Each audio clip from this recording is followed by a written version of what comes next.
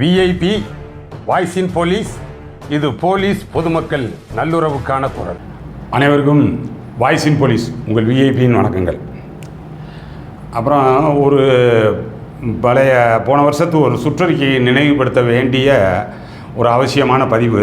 முதல்ல அந்த சுற்றறிக்கையை வாசிச்சிடுறேன். முந்தைய டிஜிபி திரு சைலேந்திர பாபு அவர் 3/2/2023 அன்னைக்கு அனைத்து பிரிவு அலுவலர்கள், அனைத்து ஆல் டிஸ்ட்ரிக்ட் எஸ்பிஸு, சிஓபிஸு எல்லாருக்கும் அனுப்புகிறாரு.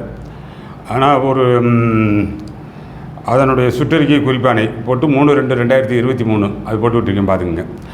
அதில் பார்த்தா உயர்நீத்த காவல்துறையினருக்கு இறுதி மரியாதை அளிப்பது தொடர்பாக அது பார்த்துக்குங்க.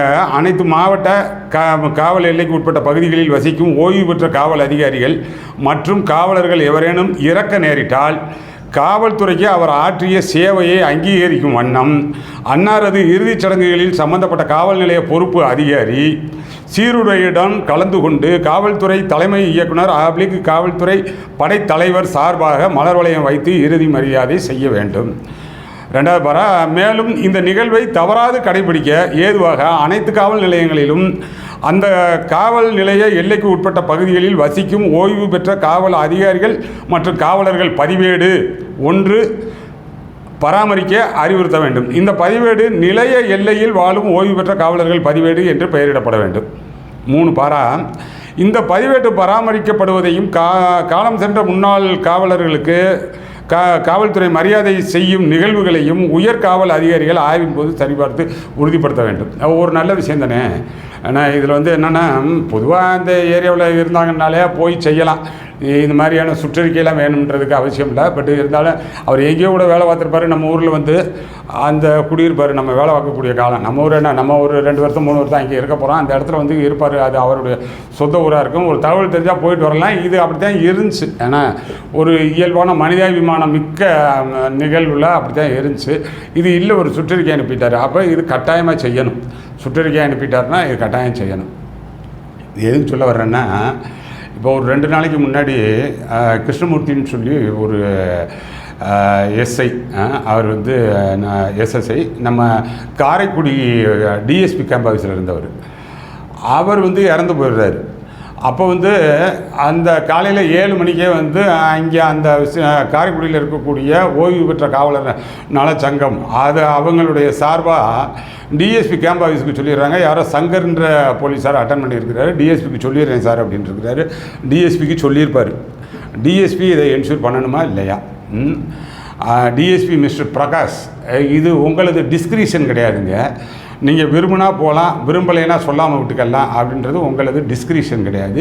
இது கட்டாயம் மேண்டேட்டரி. ஒரு டிஜிபி ஆஃபீஸினுடைய சர்க்குலர் இருக்குது அப்படின்னாலே ஆட்டோமேட்டிக்காக மேண்டேட்டரி. ஏன்னா நீங்கள் இவ்வளோ லெத்தார்ஜிக்காக நடந்துக்கக்கூடாது. நான் சொல்லிட்டேன் அப்படின்னு சொன்னீங்கன்னா யார் போனது அப்படின்னு கேட்டு என்ஷூர் பண்ணணும். மறுபடியும் போகலை அந்த டிஎஸ்பி, அதோட கண்டுக்கல்ல பெண்ணா செத்தா சாகட்டும் அப்படின்ட்டு விட்டார். அப்புறம் மறுபடியும் அவங்க வருவாங்க அப்படின்னு ஒரு 11 மணி வரைக்கும் இருந்திருக்காங்க. அந்த இறுதி சடங்குக்கு இந்த ஓய்வு பெற்ற நலச்சங்கம் சார்பாக போனவங்கெல்லாம் கொஞ்சம் வெயிட் பண்ணுங்கள், அவங்க ஒரு மலர் வளையம் வைப்பாங்க அப்படின்னு அப்புறம் ஒன்றும் வந்த மாதிரி தெரியல. அப்புறம் மறுபடியும் அதையும் தாண்டி 12 மணிக்கு அவங்களே எஸ்பி ஆஃபீஸுக்கு பேசியிருக்காங்க. அப்புறம் எஸ்ஐ மறுபடியும் டிஎஸ்பி ஆஃபீஸுக்கு இங்கே பேசி யார் போயிருக்காங்க அப்படின்னோடனே அப்புறம் ஒரு எஸ்எஸ்ஐயை நம்ம அனுப்பிச்சுட்ருக்காங்க. ஏன்னா அந்த இன்ஸ்பெக்டரு காலையில் ஹைகோர்ட் போயிட்டாரான். ஆனால் அப்புறம் அன்றைக்கி அவர் ரவீந்திரன் எல்லோண்டோ இன்ஸ்பெக்டர் காரைக்குடி டவுன் நார்த்து, அப்புறம் கிரைம் இன்ஸ்பெக்டரு இளவரசன் அவர் இருந்திருப்பார். அவருக்கே போகலன்னா நான் எதுக்கே போக அப்படின்ட்டார். இது ஒட்டுமொத்தமாக இவங்களுக்கு தெரியுமா தெரியலையான்றது முதல்ல தெரியலை. எனக்கு தெரியவே இல்லை அப்படின்னா அதுவும் ஏற்கக்கூடியதில்லை. பொதுவாகவே லா ப்ராவர்பு என்னன்னா, ignorance of law is not excusable. நீங்கள் தான் தெரிஞ்சுக்கணும். ஏன்னா என்ன நடக்குது, என்ன சுற்றறிக்கை, என்ன ஏதுன்றதை தெரிஞ்சிருக்கணும். தெரியலை இப்போ அப்புறம் மறுபடியும் யாரோ அந்த எஸ்எஸ்ஐயை நம்ம போய் பண்ணியிருப்பார் போல். இது நீங்கள் பெரிய இந்த 21 குண்டுகள் முழங்க. ஆனால் உங்களை அப்படியே தானே காட் ஆஃப் ஆனர்லாம் கொடுக்க சொல்லலைங்க. இதில் சும்மா நார்மலாக ஒரு ஹானர் பண்ணுறதுக்கு அவர் இருந்தார். அவர் போலீஸாக இருந்திருக்கலாம், எஸ்ஐயாக இருந்திருக்கலாம், இன்ஸ்பெக்டராக இருந்திருக்கலாம், என்னமோ இருந்திருக்கலாம். அது இறந்து போயிட்டார். அது பேர் தான் இறுதி அஞ்சலி, இறுதி மரியாதை, இறுதி ஊர்வலம், இதெல்லாம் சொல்கிறோம் பார்த்தீங்களா? அவ்வளோதான் அந்த மனிதனுடைய வாழ்க்கையே முடிஞ்சு போச்சுங்க. இனிமேல் எதுவும் கிடையாது. இறுதி அது. அதை ஒரு ஹானர் பண்ணுறது அது நம்ம கலாச்சாரம் மட்டுமல்ல, உலகம் முழுவதும் இது ஒரு கலாச்சாரம் இருக்குது. நீங்கள் இறந்த உடலை அவமரியாதை செய்ய முடியாது, இறந்து போன மனிதனை அவமரியாதை செய்ய முடியாது. அதுக்கு செய்ய வேண்டிய சடங்கு செய்யணும். இது உலகம் முழுவதும். ஒரு சமீபத்திய உதாரணம் சொல்கிறேன். இப்போ ஒரு 2 வாரம் இருக்குமா, இப்போ கடந்த இந்த மாதம் 12ஆம் தேதி குவைத்தில் ஒரு மிகப்பெரிய தீ விபத்து. ஒரு 45 இந்தியர்கள் பலி. ஒரு 150 பேர் 190 பேரை என்னமோ தங்கியிருந்த கட்டடத்தில். அப்புறம் இன்னும் மொத்தம் ஒரு 100 இந்தியர்களில் பலியானது ஒரு 45 இந்தியர்கள் வரைக்கும் பலியாயிட்டாங்க. இங்கே இருக்கக்கூடிய மத்திய வெளியுறவுத்துறை இணை அமைச்சர் கீர்த்தி வர்தன் சிங் அவர் நேரடியாக குவைத்துக்கு போயிட்டார். ஆனால் அங்கே நம்ம எம்பேசி இருக்கும், ஐஏஎஸ் ஆஃபீஸர்ஸ் இருப்பாங்க, அது ஒரு டீமே இயங்கும். பட் அமைச்சர் போயிட்டார் அங்கே. அப்புறம் பாடியெல்லாம் கொண்டு வர்றதுக்கு எல்லாம் ஏற்பாடு பண்ணார். அப்புறம் அங்கே இந்த கேரளா பாடி நம்ம தமிழ்நாடு சார்பாக 7 பேர் இறந்து போயிட்டாங்க. ஆனால் அயலக தமிழர்கள் நல்வாழ்வுத்துறை அமைச்சர் திரு செஞ்சி மஸ்தான் அந்த பாடி ரிசீவ் பண்ணுறதுக்காக கேரளா போயிட்டார். கேரளாக்காரங்களும் இறந்து போயிருக்காங்க. கேரளாவில் அங்கேருந்து ஃப்ளைட்லேருந்து பாடி வருது. கேரளா முதல்வரே அங்கே ஏர்போர்ட்டில் திரு பினராயி விஜயன் அங்கே உட்காந்துருக்கிறாரு. ஆனால் இதெல்லாம் ஆஃபீஸர் லெவல்லே பார்த்துருவாங்க. பார்க்க மாட்டாங்களா பாடி வந்துடும் அப்படின்னு சொல்லி அங்கேருந்து அவரை அனுப்பிச்சி விட்டு, அங்கே இந்தியர்கள் பாதிக்கப்பட்ட இந்தியர்கள் இருக்கிறாங்க பார்த்தீங்களா, அதை போய் பார்வையிடுறாரு. யார்? மத்திய அந்த வெளியுறவுத்துறை இணை அமைச்சர் அங்கே போய் அதை பார்வையிட்டு அந்த ஆஸ்பத்திரியில் அங்கே இருக்கக்கூடிய அந்த குவைத்து அந்த அதிகாரிகளோடு சேர்ந்து போய் பார்வையிட்டு வந்தார். அப்புறம் பாடியெல்லாம் இங்கே அனுப்பிச்சி விட்டார். இங்கே வந்துச்சா, இங்கேருந்து அவர் திரு செஞ்சி மஸ்தான் நமக்கான 7 பாடி ரிசீவ் பண்ணிட்டு இவர் வர்றாரு. அந்தந்த கலெக்டர் அவங்களுக்கு கொடுத்து அது அந்த நல்லடக்கத்துக்கு ஏற்பாடு பண்ணாங்க. ஆனால் நீங்கள் இப்போ ஓப்பன் பண்ணிலாம் பார்க்க முடியாது. உணர்வு சம்மந்தப்பட்டது கம்ப்ளீட் ஃபுல்லி பேக் பண்ணி அது அவர்களுடைய அந்த மரியாதை நிமித்தம் எப்படி செய்யணுமோ செஞ்சு அது மேலே அந்த ஃபோட்டோ ஒட்டி அனுப்பி விட்றாங்க இல்லை. ஆனால் யாரோ என்னமோன்னு சொல்லி இருந்தாங்களே. இங்கே இருக்க முதல்வரே அங்கே போய் உட்காந்துருக்கிறாரு. இது கேரள முதல்வர் ஏர்போர்ட்டில் இருக்கிறாரு.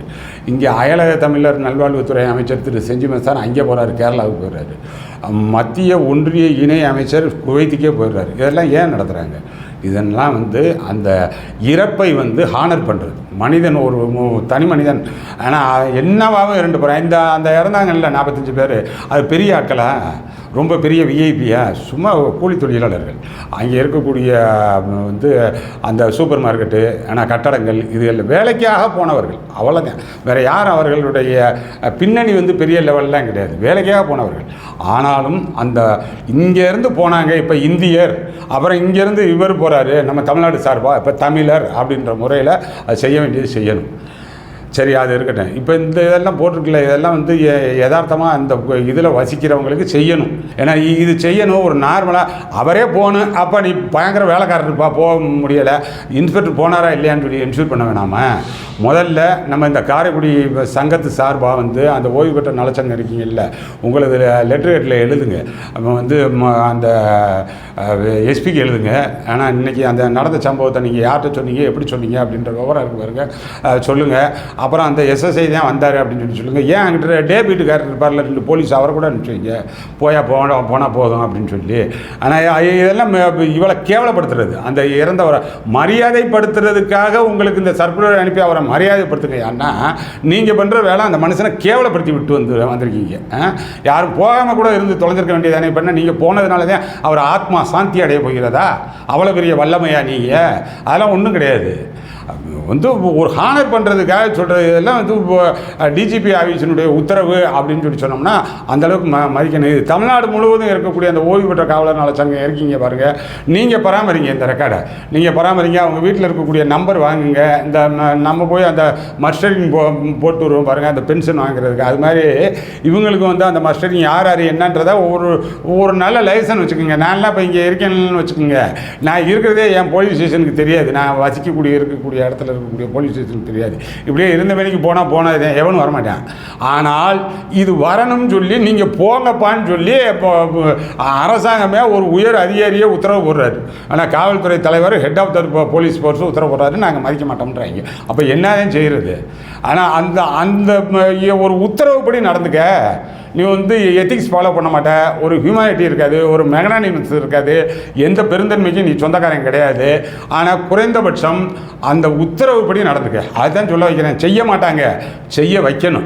எந்தெந்த பதவியில் இருக்கிறவங்க, அதான் சொல்கிறேன்ல, முந்தைய பதவியில் கூட சொன்னேன். ஐஜி வெல்ஃபேர் பார்க்க மாட்டார், ஏடிஜிபி வெல்ஃபேர் பார்க்க மாட்டார். ஆனால் பார்க்க வைக்கணும். எப்படி? நம்ம தான் அதில் பேசிட்டே இருந்தோம்னா அப்புறம் பார்த்துருவாங்கல்ல, என்னடா இவ்வளோ கூர்ந்து கவனிக்கிறாங்கன்னு. இப்போ இதை சொல்லி இதை பரவலாக்குங்க.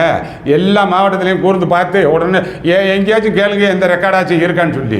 அவங்க காவல் நிலையத்தில் வந்து அந்த ஓய்வு பெற்றவர் யாருன்னு சொல்லி வச்சுருக்குறாங்களான்னு சொல்லி கேளுங்க. இவர் எப்படி போவாரா? நீங்கள் பொதுவாக வந்து காவல் நிலையத்துக்கு வந்து இந்த ஓய்வு பெற்றவர்கள் போனாங்கன்னாலே அதுக்கு எந்த மரியாதையும் கிடையாது. ஒரு ஏடிஎஸ்பி லெவலுக்கு போனால் கூட எந்த மரியாதையும் இருக்காது. போனோம்னா சரி சார் நான் இங்கே இருங்க, வெளியில் போய் கொஞ்சம் நேரம் இருங்க, அந்த பெட்டிஷனர் வரட்டும், இல்லை கவுண்டர் பெட்டிஷனர் வரட்டும், இதுதான் சொல்லுவாங்க. வேறு வந்து என்ன சார், எப்படி சார் நீங்கள் இருந்த பீரியடில் என்ன இருந்துச்சு, கொஞ்சம் ஒரு இணக்கமான பேச்சு உரையாடல். ஆனால் ஒரு டீ சாப்பிடுங்க சார், ஒரு ஹாஸ்பிட்டாலிட்டி எதுவுமே இருக்காது. ஆனால் இதெல்லாம் நீ செய்ய வைக்கணும் நம்ம. ஆனால் திரும்ப பேசி ஏப்பா இதெல்லாம் இருக்குப்பா, ஒரு உயர் அதிகாரி வந்துட்டு ஒரு 35 வருஷம் இருந்திருப்பார், குறைந்தபட்சம் பாருங்கப்பா, வளரும் இளம் சமுதாயம் பாருங்கள், அப்போ தான் ஒரு நல்லுறவு இருக்கும், அவர்கிட்ட இருந்து ஒரு 2 தகவல் கிடைக்கும், ஒரு செய்தி தெரிஞ்சுக்கலாம் அப்படின்றதெல்லாம் சொல்லணும். அதனால் அனைத்து மாவட்ட காவல்துறையில் இருக்கக்கூடிய எல்லா மாவட்டத்தில் இருக்கக்கூடிய அந்த ஓய்வு பெற்ற நலச்சங்கம், ஆனால் நீங்கள் பராமரிங்க. இந்த ரெக்கார்ட்ஸ் எல்லாம் எடுத்து பார்த்து அந்த உங்கள் சார்பாகவும் வைங்க. அதுக்காக வந்து அவன் வந்தால் வர்றேன், வரலைன்னா போகிறேன் அப்படின்றதெல்லாம் இல்லை. இது மேண்டேட்டரிங்க, வரணுங்க. இவர் இஷ்டத்துக்கு வர்றது கிடையாது. அந்த அவரே வந்து அந்த he is liable to punish. யார்? அந்த mister Prakash, deputy superintendent of police. அந்த ஆள் வந்து கட்டாயம் தண்டனைக்கு உள்ளாகணும். ஐஜி ஓஆர் ஏற்றணும்.